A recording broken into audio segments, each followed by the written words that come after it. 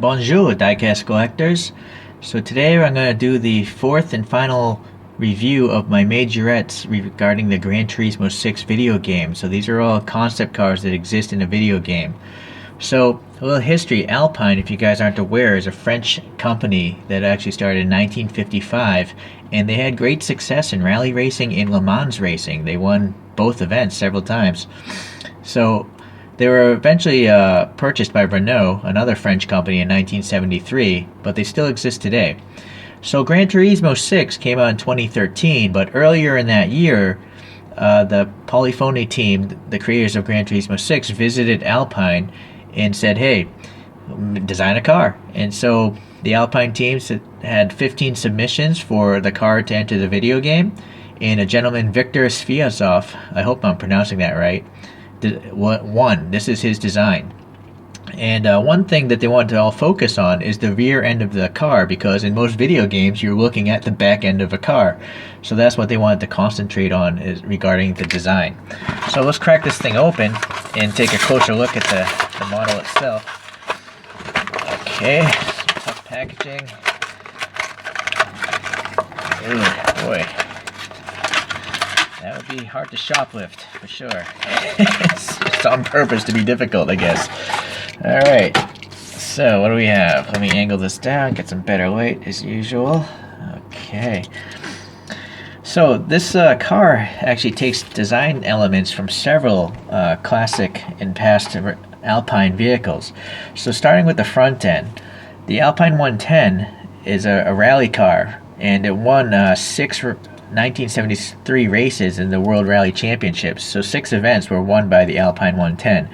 And so the front end is mimicking that. In particular, like the headlights are mimicking the taped off lights on the Alpine 110.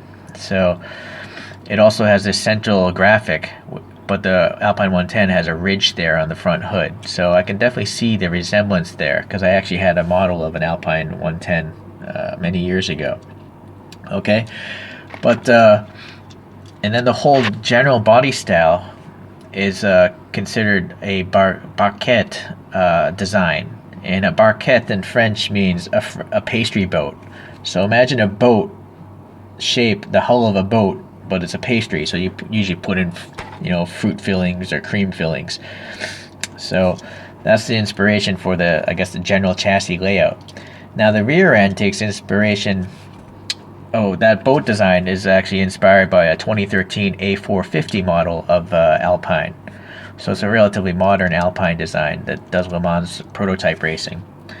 Okay, now the last car that influenced the rear end is the A210, which is from the 1960s. And so it has these long rear fins or something like that on the rear. And it brings up an interesting technical aspect of this imaginary car. This crease here is an air brake. So in the video game, when this thing brakes, these things shoot out to the side, and the brake lights are also in there, although I think there are also brake lights here in the video game. Now, that doesn't make much functional sense, because if you have air brakes on the side, it might potentially push the rear wheels left or right, especially if you're in a turn, right? But it's a video game, right? So they can do whatever they want. Okay, so that's the reasoning. And also, one last thing I never considered is the seat is on the right side of the car, because most racetracks run in a clockwise direction. So if you're running clockwise, you're mostly doing right turns, and you want to keep as much weight on these wheels so they don't lift off and lose grip. So that's why the driver is usually on the righter side of a vehicle for racing prototype cars. Okay. Alright, so let's look at the actual casting here, ignoring the wheels, because all these wheels are shared amongst all the Majorette cars for this Vision line that they did. So I already talked about the air brakes there, but look at this. This is really neat. I mean, look at that. It's going behind the wheel. I mean, that's totally hollow. It's not blanked off, which often you find in Kyoshos, but this is totally blanked off. I mean, it's totally open. So that's great. I really like that. What about the front end? That does actually terminate. I think maybe on the actual video game car, air passes through and goes around, just like the Lamborghini review I did a while ago. The Terzo Millennio. A lot of air just passes into the front and goes around the body and then exits, but still trapped, kind of like from there. Alright, so very similar to that car. Alright, so let's go to the front end again. Let's see what else is happening. Oh, look at that. I didn't notice that before. It says Alpine. Nicely printed. Very neat. Okay. Going to the top here. Some sort of ridges and yellow printing. I'm not sure what those are, to be honest with you, what they would be on the car. So this must be an Alpine logo, stylized A, and this blue line is really well printed. Unfortunately, the 36 and the E is missing here, so that's not as well printed. But Alpine here and here are nicely printed. Unfortunately, now I see a little blemish there. But I guess this is an inexpensive car, so all in all, it seems to be pretty good paint for such an inexpensive car. Some of the other Majorettes I got have paint bubbling. Okay, so this is an air intake for the engine. Okay, what about this side? Any issues? What is this? Just some dust, okay. So what about the bottom? So all these cars seem to have been made in 2018, around May for this one. And scale, this is 162, so it's a little bit larger, but it's only two digits off. So I guess it's close enough. And I don't know of any other diecast of this vehicle anyways. And there's 2 rivets holding this thing together. I'll have to drill those out. Okay, and then I'm going to design my own wheels for this thing. Alright, what else is happening? Now the rear end again is what they wanted to concentrate on, the design. And it's definitely unique. I mean, from the top view, it looks like a Pac-Man almost, chomping on stuff. But here, yeah, I think again, this is supposed to be air on the video game car, but for the casting they had to, I guess, block it off. I'm not exactly sure why they had to. I think it could have been open, because it seems like this is a separate plastic piece, and it's probably trapped between the diecast up top and the plastic base on the bottom. Well, I don't know. When I drill it apart, maybe I'll get a better understanding as to why they designed the model this way.